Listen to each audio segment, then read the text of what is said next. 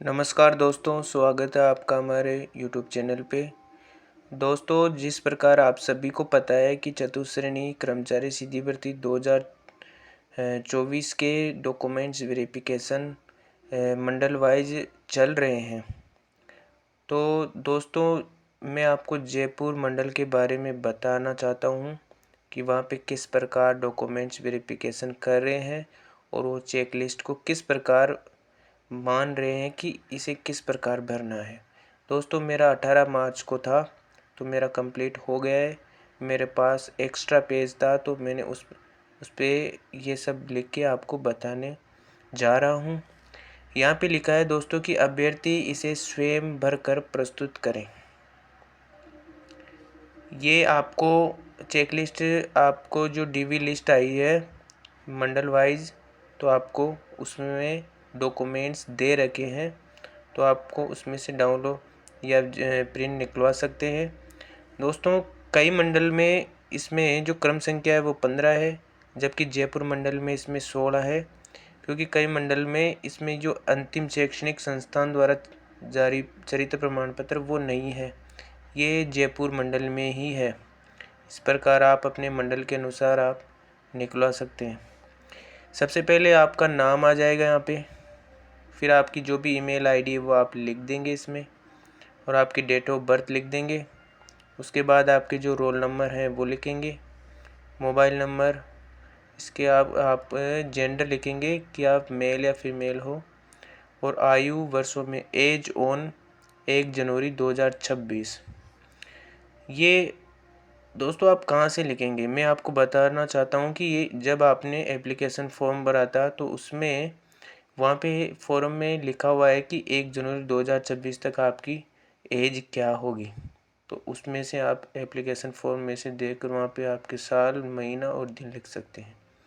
यहाँ पे आपके पासपोर्ट साइज़ फ़ोटो आ जाएगी। ऐसे आपको चेकलिस्ट 2 भरनी है और दोनों फ़ोटो लगानी है। उसके बाद आपको बता रहे हैं कि दस्तावेजों का विवरण किस प्रकार आपको क्रमानुसार इसी फॉर्मेट में आपको 2 सेट बनाने हैं, और उस पर सभी पेजों पे आपको पृष्ठ संख्या लिखनी है। जो पृष्ठ संख्या इस पे आ जाएगी। किसी के तो स्क्रूटनी फॉर्म 10 पेजों का है और किसी ने एक ही पेज के दोनों तरफ प्रिंट करवाया तो उनके पास 5 या 6 से पृष्ठ संख्या में। इस प्रकार आप जो भी हैं वो लिख देंगे इसमें। यहाँ पे लिखा है कि विस्तृत आवेदन सह प्रीनिक्षा प्रपत्र, यानी कि आप स्क्रूटनी फॉर्म जो ऑनलाइन भरे थे उसमें जो प्रिंट निकलवाया था वो आ जाएगा। सबसे पहले आपकी चेक लिस्ट लगेगी, उसके बाद ये स्क्रूटनी फॉर्म लगेगा, और आपके पास दस्तावेज उपलब्ध है या नहीं उसके बारे में हाँ ना में आपको यहाँ पे जवाब देना है, और किस तारीख को जारी किया गया था तो उसकी डेट यहाँ पे लिख देनी है। इसके बाद आपकी 10वीं 12वीं की जो मार्कशीट है उसमें आपका डेट ऑफ बर्थ उसी से पहचान की जाएगी। जिनके पास अपना बर्थ सर्टिफिकेट नहीं है तो वो 10वीं की क्वालिफ़िकेशन के अनुसार ही मान्यता मिलेगी, और एक कब जारी हुआ था 10वीं का रिजल्ट आपका उसके अनुसार। उसके बाद मूल निवास आ जाएगा, और आपका कब जारी हुआ था ये इधर आप लिख ही देंगे।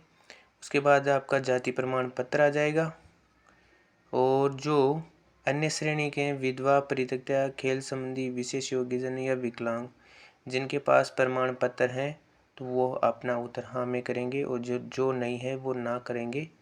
इसके बाद अंतिम शैक्षणिक संस्थान द्वारा जारी चरित्र प्रमाण पत्र, और आप इसमें हाँ करेंगे तो आपके जो भी जारी करने की तिथि है वो लिख देंगे।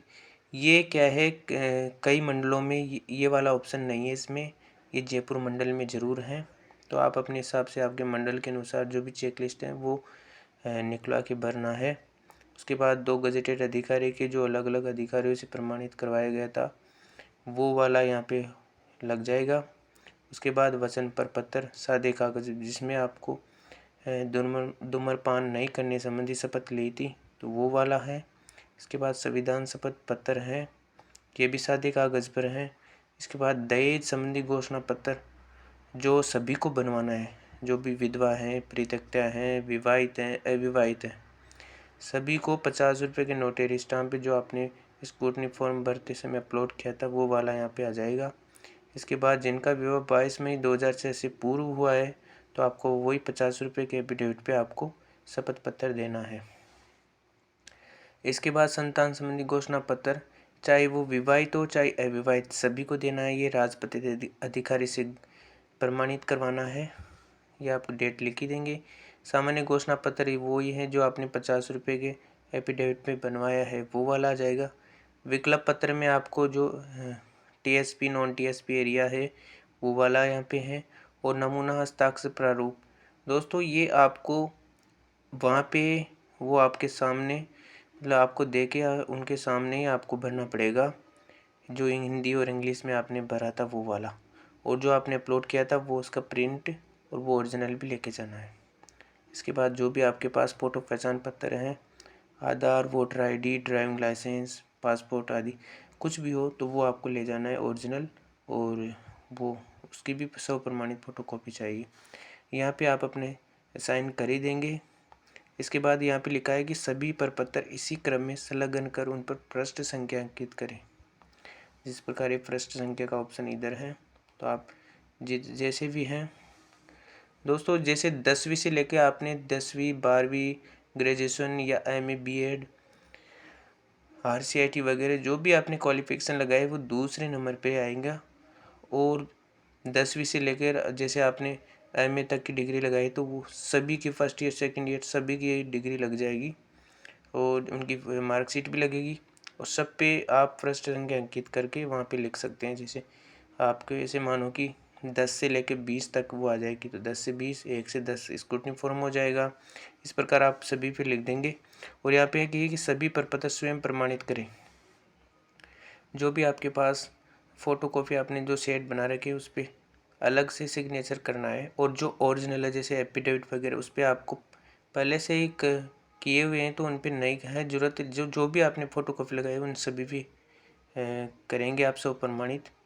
इसी प्रकार दोस्तों आपको जो भी जानकारी चाहिए तो आप कमेंट करके ज़रूर बताएं और अपने दोस्तों को ज़रूर शेयर करें।